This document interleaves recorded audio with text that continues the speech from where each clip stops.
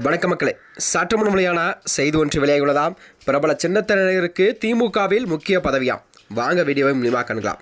அதாவது மெட்டி ஒலி சீரியல் மூலம்தான் தமிழ் ரசிகர்களிடையே பிரபலமானவர்தான் நடிகர் போஸ் வெங்கட் ஆவார். இவர் தமிழ் திரைப்படங்கள், தொலைக்காட்சி தொடர்கள் மற்றும் திரைப்பட இயக்கத்தில் ஈடுபட்ட பிரபல நடிகர் என்றும் இயக்குனரும் ஆவார். இவர் சின்னத்திரை முதல் பெரிய திரை வரை பல்வேறு கதாபாத்திரத்தில் நடித்து ரசிகர்களிடையே கவர்ந்துள்ளார். இவர் திமுகவின் தீவிர ஆதரவாக அறியப்படுவார் என்றும் இவர் சட்டமன்ற தேர்தல் சமயத்தில் கூட திமுகவுக்கு ஆதரவாக பரப்புரையும் மேற்கொண்டுள்ளாராம். திமுக விமர்சனங்களுக்கு பதிலடி கொடுக்கும் வகையில் தான் சமீபத்தில் தவைக்க தலைவர் விஜயை கூட கடுமையாக விமர்சனங்கள் எல்லாம் செய்து வந்தார் இவர். இது அரசியல் பெரும் பரபரப்பையும் ஏற்படுத்தி வந்தது. அதாவது விக்கிரவாண்டி மாநாட்டில் கூட தவைக்க தலைவர் விஜய் அவர்கள் சிறுபான்மை பெரும்பான்மை மக்கள் விரோத ஆட்சி, திராவிட மாடல் ஆட்சி என மக்களை ஏமாற்றுகிறீர்கள், பிளவுதாத அரசியல் செய்பவர்கள் எதிரி, திராவிட மாடல் ஆட்சி என்ற பெயரில் இருக்கும் குடும்ப சுயநல கூட்டம்தான் அரசியல் எதிரி, திராவிடத்தை தமிழ் தேசிய மண்ணையும் இரு கண்களாக என கூறினார் விஜய் அவர்கள்.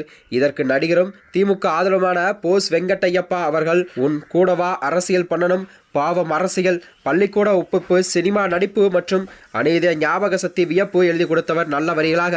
அதாவது சின்னத்திரை நடிகரான திமுகவில் போஸ் வெங்கட் அவர்கள் ஒரு முக்கிய பதவி கொடுக்கப்படலாம் என்று அரசியல் வல்லுநர்களாம் தெரிவித்து வந்தார்களாம். இது குறித்து திமுக பொதுச்செயலாளர் துரைமுருகனும் கூட திமுக கலை இலக்கிய பகுத்தறிவு பேரவை துணைத் தலைவர் முனைவர் தமிழச்சி தங்கப்பாண்டியன், கல்வியாளர் அணிச்செயலாக போஸ் வெங்கட்டும் ஒரு கண்டிப்பாக ரத்னநகர் விருதுநகர் சென்னை, அதாவது திமுக இலக்கிய பகுத்தறிவு பேரவை துணைத் தலைவராக தலைமை கழகத்தால் நியமிக்கப்படுகிறார் என பதிவிட்டுள்ளாராம். இதற்கு போஸ் வெங்கட் அவர்கள் திராவிட முன்னேற்ற கழக கலை இலக்கிய பகுத்தறிவு பேரவை துணைத் தலைவராக பணியாற்ற எனக்கு வாய்ப்பு வழங்கிய தலைவர் தமிழ்நாடு முதலமைச்சர் அவர்களுக்கும், கழக இளைஞரணி செயலாளர் தமிழ்நாடு துணை முதலமைச்சர் அன்பு சகோதரர் உதயநிதி ஸ்டாலினுக்கும், அது மட்டுமின்றி கல்வித்துறை அமைச்சர் அன்பில் மகேஷ் அவர்களுக்கும் எனது நன்றியும், கழக நிர்வாகிகளுக்கும் எனது நன்றியை நான் தெரிவித்துக் கொள்கிறேன் என்று அவர் குறிப்பிட்டிருந்தாராம்.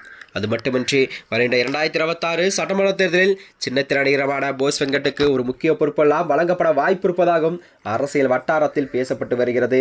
மேலும் இது போன்ற வீடியோக்களை தெரிந்து கொள்ள நமது சேனலை மறக்காமல் சப்ஸ்கிரைப் செய்து கொள்ளும். நன்றி, வணக்கம்.